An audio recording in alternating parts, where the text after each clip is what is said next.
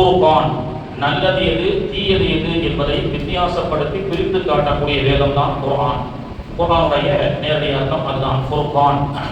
இது நல்லது இது கெட்டது என்ற தீய விஷயத்தை நல்ல விஷயத்தை மனித சமூகத்திற்கு எடுத்து சொல்லக்கூடிய அர்த்தத்தை கொண்டதுதான் குர்ஆன் என்று அர்த்தம். அந்த குர்ஆன் என்ற திருவசனத்திலும் அல்லாஹ் தஆலா நிறைய செய்திகளை சொன்னாலும் இந்திய தேசத்திற்கு சுமார் 1027 ஆண்டுகளுக்கு முன்பதாக 1000 ஆண்டுகளுக்கு முன்பதாக இந்தியாவிலே குறிப்பாக தமிழ்நாட்டிலே அரபு தேசத்திலிருந்து குர்ஆனை மனப்பாடம் செய்த ஃபர்ஸ்ட் ஹாஃபிஸ் இந்தியான்னு சொல்லலாம் அல்லது தமிழ்நாடுன்னு சொல்லலாம். ஏன்னா அவங்களுக்கு முன்னாடி மாலிக் பின் தீனார் ரலியல்லாஹு அன்ஹு என்ற சஹாபாக்கள் எல்லாம் கேரளாவுக்கு வந்த வரலாறு உண்டு. எனவே அவர்கள் ஹாஃபிஸ்களாக இருக்க வாய்ப்பு இருந்தாலும் குர்ஆன் முழுக்க மனப்பாடம் செய்த ஹாஃபிஸ் இந்திய தேசத்தில் யார் வந்தது முதலில் தமிழ்நாட்டிற்கு குறிப்பாக வந்தது யார் என்று சொன்னால் நம்முடைய தஞ்சை தரணிக்கு அருகில் இருக்கக்கூடிய மாவட்டமான திருச்சி தவளை ஆலம் நதஹர் வலி ரலியல்லாஹு அன்ஹு அவர்கள் தான். அங்கே அவர்களுடைய ஜியாரத் என்று அவர்கள் இறைவனுடைய அழைப்பை ஏற்ற தினம்தான் என்று திருச்சி அந்த தவளை ஆலம் நதஹர் ஷா வலியுல்லாஹ் என்பவர்கள் சிறிய தேசத்திலிருந்து மார்க்கத்தை பரப்பி கஜகிஸ்தான், ஆப்கானிஸ்தான், பாகிஸ்தான் வழியாக நம்முடைய தமிழக கடலோரம் வந்ததாக ஒரு வரலாறு சொல்லப்படுகிறது.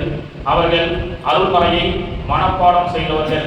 ஏனென்றால் அவர்கள் கைகளாலேயே குர்ஆனை எழுதியிருக்கிறார்கள். அவர்கள் கையால் எழுதப்பட்ட குர்ஆன் இன்னும் திருச்சியில் சென்றால் அவர்களுடைய தர்பாரிலே பாதுகாப்பாக வைக்கப்பட்டிருக்கிறது. தமிழகத்தில் முதல் ஆசா எங்களுடைய முன்னோடி என்று நாங்கள் சொல்ல பெருமைப்பட்டிருக்கின்றோம்.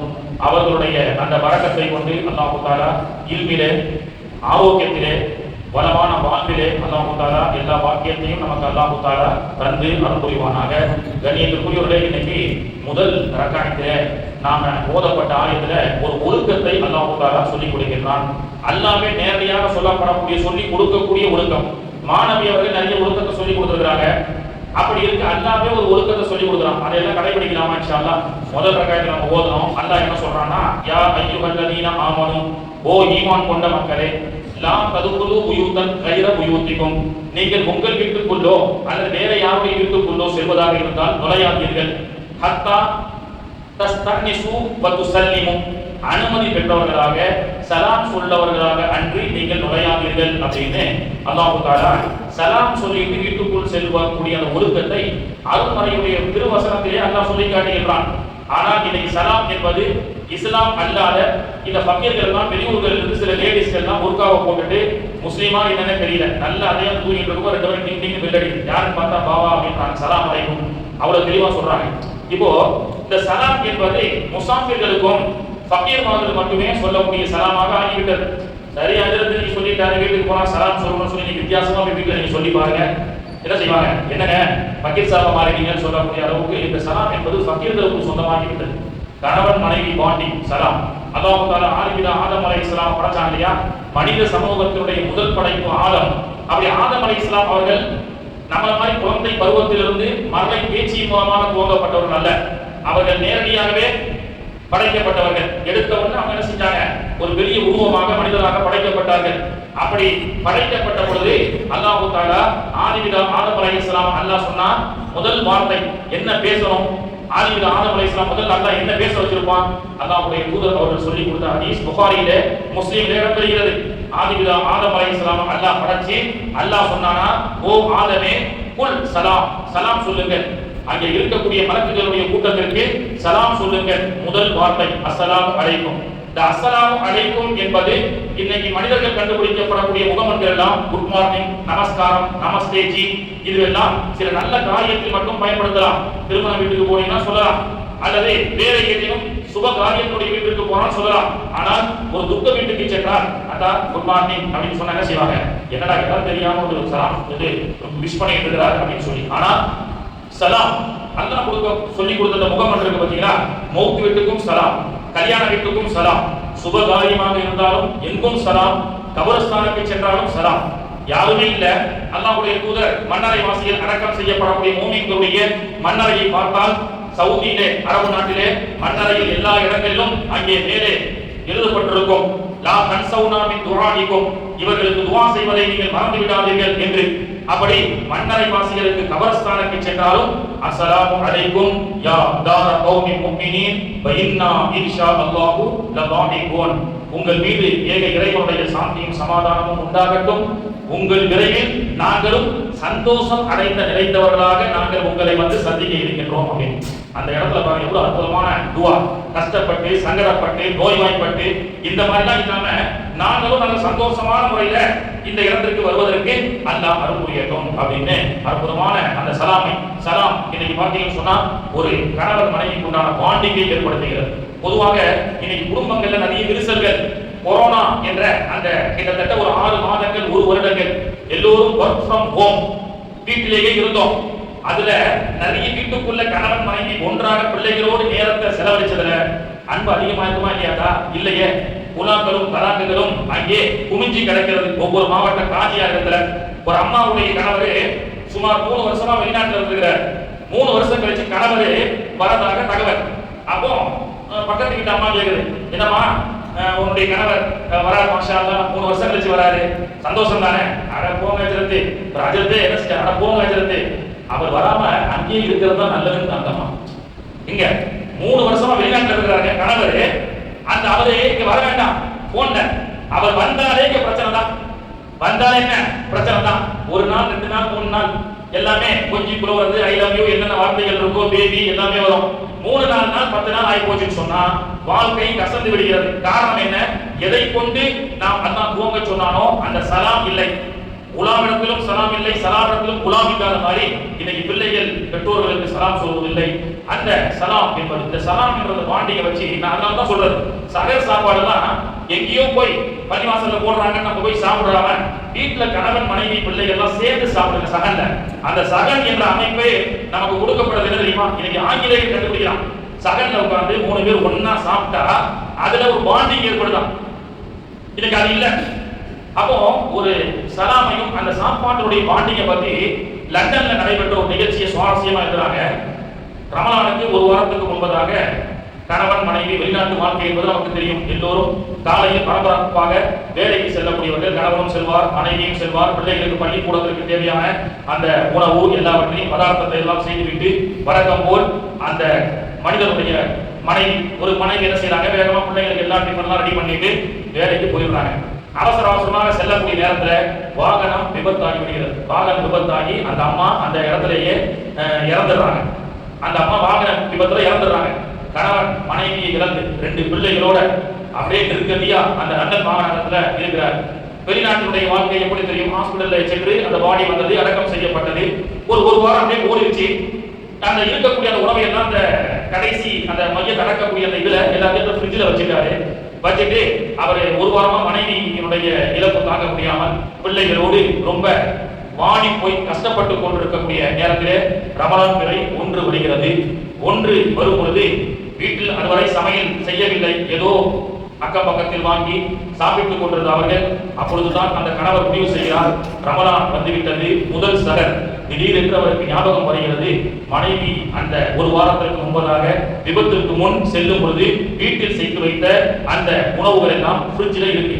அந்த ஃப்ரிட்ஜில் இருந்த உணவை எல்லாம் அவர் சூடு செய்து முதல் சகரை அவர் சாப்பிடும் பொழுதுதான் அவர் அந்த ஆர்டிக்கலை எழுதுகிறார். லண்டன் மாநகரத்தில் அந்த ஆர்டிக்கலை பார்த்து கணவன் மனைவியுடைய பாண்டிங் பார்த்து அல்லாதவர்கள் யாரும் இல்லை. அவர் சொன்னார், என்னுடைய மனைவி இன்று இல்லை, ஆனால் அவர் செய்து வைத்த அறுசுவையான உணவு இந்த ஃப்ரிட்ஜிலே இருக்கிறது. அந்த உணவை கொண்டு நான் நோன்பு வைக்கின்றேன். என்னுடைய இந்த நோன்பினுடைய சவாபு என்னுடைய மனைவிக்கும் போய் சேரட்டும் என்று அவர் சொன்ன அந்த வார்த்தை லண்டன்ல ஒரு ரமலான் ஆர்டிக்கலாக ஆங்கிலத்தில் பதிவு செய்கிறார்கள் என்று சொன்னார். மனைவி என்பவர் வெறும் பிள்ளையை பெற்றுக் கொடுக்கக்கூடிய விஷயம் மட்டுமல்ல, அன்னை கதீஜா அவர்கள் பெருமானார் அவர்கள் அன்னை கதீஜா அவர்களை பற்றி வஃபாத் ஆனதற்கு பிறகு பேசாத நாள் இல்லை. என்னுடைய கதீஜா எனக்காக எல்லா சொத்துக்களையும் கொடுத்தார், எனக்காக என்னுடைய பாத்திமா அருமை பாத்திமாவை அவர் பெற்றெடுத்து கொடுத்தார் என்று ஒரு உயிரை, தன்னுடைய உயிரை துச்சமாக மதித்து உயிரை கொடுத்து ஒரு பெண் உயிரை பெற்றெடுக்கின்றார் என்று சொன்னார். நம்முடைய பிள்ளைகளை அந்த மனைவிக்கு நாம எந்த அளவுக்கு சந்தோஷமாக வைத்திருக்க வேண்டும் என்பதையும் அல்லாஹ் தஆலா சொல்லி காட்டுகின்றான். குடும்ப வாழ்க்கை அல்லாஹ் தஆலா அல்லாஹ்வுடைய தூதர் அவர்கள் சொல்றாங்க, கியாமத் நாள்ல அல்லாஹ் சில இடத்தில் மூஞ்சி கொடுத்து திரும்பி கூட பார்க்க மாட்டான் அப்படின்னு ஒரு ஹதீஸ் வருது. அல்லாஹ் மூஞ்சி கொடுத்து திரும்ப மாட்டான்னா அவன் எப்படிப்பட்ட துரதிருஷ்டவாதியாக இருக்க முடியும்? அந்த பட்டியல் அல்லாஹ்வுடைய தூதர் அவர்கள் சொல்றாங்க, ஒரு குடும்ப தலைவர், பொறுப்பற்று இருக்கக்கூடிய குடும்ப தலைவர், பிள்ளைகள் இன்னென்ன தவறான வழியில் இருக்கு அதையெல்லாம் வழிநடத்தாம கண்டும் காணாமல் இருக்கக்கூடிய குடும்ப தலைவர் ஆண். அது மட்டுமல்லாமல் ஒரு பெண் குடும்பத்தை சாலியான முறையில் வழிநடத்தாமல் அவள் ஒரு ஆண் உள்ள ஆண் வேடம் அணிந்த பெண் அப்படின்னு சொல்றாங்க. ஆணை போன்று இருக்கக்கூடிய பெண், ஒரு பெண்ணுடைய குரல் வெளியில் கேட்டால், ஒரு பெண்ணுடைய குரலுடைய சத்தம் கணவனோடு சண்டை போடும் பொழுதோ அல்லது பிள்ளைகளை விரட்டும் பொழுதோ ஒரு பெண்ணுடைய சத்தம் பக்கத்து வீட்டிற்கு சென்றால் அந்த வீட்டில் தரித்திரம் ஏற்படும் என்று சொன்னார்கள். அந்த மாதிரி பெண்களை அல்லாஹ் ஏறெடுத்தும் பார்க்க மாட்டான் என்று சொன்னார்கள். அப்போ வீடு என்பது ஒரு அமைதி பூங்காவாக ஜன்னத்தாக மாற வேண்டும் என்று சொன்னால் அதற்குண்டான பேசிக் அடிப்படை என்பது கணவன் மனைவிக்கு சலாம் சொல்வது. சலாம் என்ற இந்த அற்புதமான இந்த சமத்துவத்தை அல்லாஹ் நமக்கு கொண்டு கொடுத்திருக்கின்றான். ஆனால் இன்றைய காலகட்டத்தில் சலாம் என்பது வேடதாரிகளான முனாஃபிக்கீன்களுக்கு ரெண்டு வகையாக மாறிவிட்டது. என்ன? இந்தியாவுல இங்க இருக்கக்கூடிய ஏழை வாழைகள் பீகார்ல யூபியில ஐ லவ் முஹம்மதுன்னு சொன்னா அவனை போட்டு அடிக்கிறான், இஸ்லாமிய மக்களை அடிக்கிறான். ஆனா இதே பிரதமர் வெளிநாட்டுக்கு போயிட்டு கோப்பு போட்டுட்டு நல்ல பரதா போட்டுட்டு வந்துட்டா நமஸ்தே ஜி, சலாம் அலைக்கும் ஜி அப்படின்றான். அதாவது இன்னைக்கு உலகத்துல எவ்வளவு பெரிய ஒரு நாடகம் நடைபெற்றுக் கொண்டிருக்கிறது பாத்தீங்களா? இங்க இருக்கக்கூடிய இந்தியாவில் இருக்கக்கூடிய பிரதமர் வெளிநாட்டு வாழ் இந்தியர்கள் வளைகுடாவில் இருப்பதை அவர் ரொம்ப கஷ்டப்படுறார். எனவே சல்மானுக்கும் துபாய் மன்னருக்கெல்லாம் போன் பண்ணி இந்தியாவில் வாழக்கூடிய இந்திய மக்களை எல்லாம் பத்திரமா கொண்டு வந்து அனுப்புங்க அப்படின்னு இவர் பாடுபடுறார். எப்படி ஒரு மோசமான ஒரு மீடியாக்களும் எப்படி நடித்துக் கொண்டிருக்கிறார்கள் பாத்தீங்களா? 4 மாசத்துக்கு முன்னாடி இன்னைக்கு சொல்ல உம்ராவிலே ஹஜ்ஜிலே மாட்டிக்கொண்ட ஆட்சிகளை எல்லாம் மீட்டு எடுப்பதற்கு பாரத பிரதமர் தொலைபேசி முயற்சி செய்து கொண்டிருக்கிறார். காரி துப்ப வேண்டும் இந்த நியூஸை. இதே 3-4 மாசத்துக்கு முன்னாடி உம்ராவுக்கு போயிட்டு வந்த ஆட்சிகள் முஅத்தமிரீன்கள் டெல்லி ஏர்போர்ட்ல இறங்கி நைட் 8 மணி 9 மணிக்கு பக்கத்தில் இருக்கக்கூடிய ஷஹரான்பூர் என்ற ஊருக்கு வேனிலே வரும் பொழுது வழிமறித்த இந்த காவி கும்பல்கள் அந்த ஆட்சிகளை எல்லாம் அழைத்து இழுத்து வந்து அனுமன் கோவிலிலே நிப்பாட்டி லப்பைக் அல்லாஹும்ம லப்பைக் என்று சொன்ன வாயிலே நீ ஜெய் ஸ்ரீராம் சொல்லி அப்படின்னு சொல்லி அவர்களை அடித்து துன்புறுத்தினார்களே இந்த ரவுடி காவி கும்பல். இந்த ரவுடி காவி கும்பலிடத்திலிருந்து இஸ்லாமியர்கள் துன்புறுத்தப்பட்டார்களே, அந்த ரவுடிகளுக்கு கொடுக்கப்பட்ட தண்டனை என்ன? நீ உள்ளூரில் இருக்கக்கூடிய மோமின்களுக்கும் உள்ளூரில் இருக்கக்கூடிய பாதிக்கப்பட்ட மக்களுக்கு இங்கே கேட்பதற்கு நாதி இல்லை. ஆனால் வெளிநாட்டில் இருக்கக்கூடிய இந்தியர்கள் மீது எப்படி ஒரு மிகப்பெரிய நாடகத்தை இறைவா இந்த நாடகம் நடத்தக்கூடிய இந்த அட்டூழிய புரியக்கூடிய இந்த அட்டூழியக்காரர்களுக்கு விரைவில் உன்னுடைய தண்டனையை தந்தார் புரிவாயாக இறைவா. கண்ணியத்திற்குரியவர்களே, அப்போ இங்கே இருக்கக்கூடியவன் ஐ லவ் முஹம்மதுன்னு ஒருத்தர் சொன்னதுக்கு வடநாட்டுல எவ்வளவு பெரிய ஒரு கொந்தளிப்பை செய்தார்கள். அவனே அவனுடைய கோவில் செவத்துல போய் ஐ லவ் முஹம்மது அதுவும் எழுத கூட தெரியல, படிப்பறிவு இல்லாத மிகப்பெரிய கேடு கட்ட பான்பராக போட்டுட்டு ஹான்ஸ போட்டுட்டு ஒரு ஏபிசிடி பள்ளிக்கூட பக்கம் ஒதுங்கினது கிடையாது. எல்லா ரவுடிகளையும் சேர்த்து வைத்து இன்னைக்கு நாடாளுமன்ற நாட்டை ஆட்சி செய்து கொண்டிருக்கிறார்கள் இந்த கேடு கட்ட ஆட்சியாளர்கள். கோவில்ல போய் ஐ லவ் முஹம்மதுன்னு சொல்லி முஹம்மது ஸ்பெல்லிங் கூட தப்பு, என்ன அதை கூட எழுத தெரியல, முஸ்லீம் தான் எழுதுனா அப்படின்னு சொல்லி அதற்கு ஒரு கலவரம். இருக்கக்கூடிய நாட்டிலேயே மக்கள் நிம்மதி இல்லாமல் அங்கே அல்லோலப்பட்டுக் கொண்டிருக்கும் பொழுது இவர் தொலைபேசியிலே தொடர்பு கொண்டு இந்திய வாழ் ஆட்சிகள் அங்கே ஜாக்கிரதையாக இருக்க வேண்டும், இல்லைன்னா இவர் தான் ஈரானை தாக்க போறார். கண்ணியத்துக்குரியவர்களே, யூதர்கள் சரியான முறையிலே தாய் நகர்த்தியாக பாக்குறீங்களா இல்லையா? நேற்றைய முன்தினம் அமெரிக்காவுடைய வெளியுறவு துறையை சார்ந்த தகவல் என்ன தெரியுமா?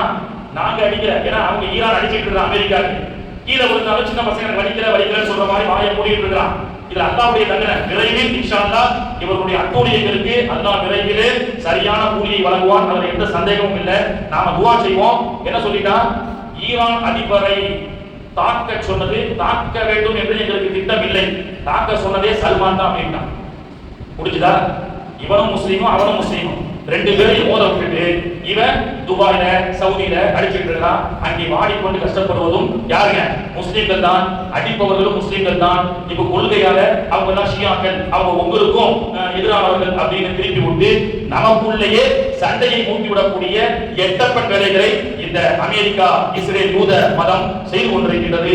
அல்லாஹ் நம்முடைய சமூகத்திற்கு தான் அல்லாஹ் புத்தியை தர வேண்டும். அல்லாஹ் தஆலா நம்முடைய எல்லா மக்களும், நாம் இஸ்லாமியர்களுக்காக மட்டும் நாம் பிரார்த்தனை செய்யவில்லை, அட்டூழியம் செய்பவர்களுக்கு அறிவை கொடுறப்பே, அப்படி அவனுக்கு அறிவும் இதாயத்தையும் காட்டா அவனுக்கு தக்க பாடத்தை கொடுறப்பே அப்படின்னு நாம துவா செய்வோம். எல்லா மக்களும் இன்ஷா அல்லாஹ் பாதுகாப்பாக இருப்பதற்கு இறைவனிடத்திலே நாம் இருக்கிறோம் என்று துவா செய்வதோடு நமக்குள் ஒரு உல்ஃபத் வர வேண்டும் என்றால் சலாத்தை அல்லாஹ் கற்றுக் கொடுக்கக்கூடிய அஸ்ஸலாமு அலைக்கும் என்ற அந்த சலாமை நமக்குள் நம்முடைய குடும்பத்தாருக்குள் பரிமாறி அன்போடு முகப்பத்தோடு வாழக்கூடிய பாக்கியத்தை வல்ல ரஹ்மான் நாம் அனைவருக்கும் தந்து அருள் புரிவானாக. நவைத்து சௌமவதின்